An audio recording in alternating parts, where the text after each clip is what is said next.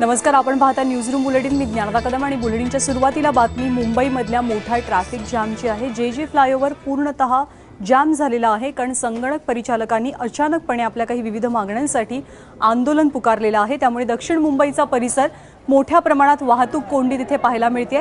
ही दृश्यच पुरेशी आहेत की मुंबईतल्या दक्षिण मुंबईच्या रस्त्यांवरती नेमकी काय परिस्थिती आहे हे सांगण्यासाठी. ऑफिस सुटण्याच्या वेळेला संगणक परिचालकांनी आंदोलन केल्यामुळे घरी परतण्यासाठी निघालेल्या मुंबईकरांना वाहतूक कोंडीचा फटका बसलाय.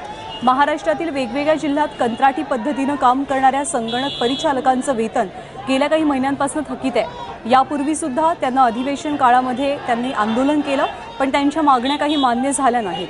त्यामुळे आता त्यांनी थेट रस्ता रोको केला.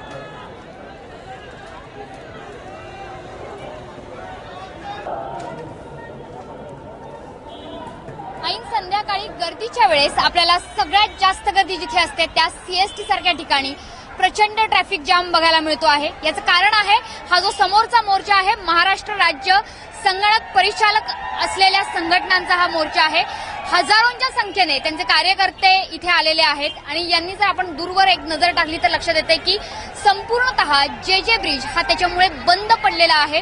जी जे कडून सीएसटी कडे येणारी वाहतूक आहे ती सुद्धा अत्यंत धीम्या गतीने सुरू आहे.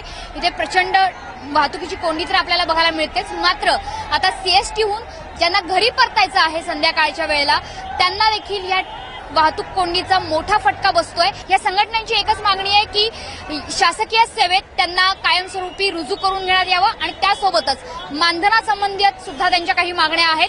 मात्र या मागण्या जोपर्यंत पूर्ण होत नाही, जोपर्यंत याबाबत ठोस आश्वासन महाराष्ट्र राज्य सरकारकडनं मिळत नाही, तोपर्यंत अशाच प्रकारे इथेच ठिय्या मांडून आम्ही धरणं आंदोलन करू असं इथल्या कार्यकर्त्यांचं म्हणणं आहे. तुर्तास इथले कार्यकर्ते आणि पोलीस अधिकारी यांची बातचीत देखील सुरू आहे. मात्र संध्याकाळच्या वेळेला जर अशीच वाहतुकीची कोंडी होत राहिली तर निश्चितपणे याचा मोठा फटका मुंबईकरांना बसणार आहे.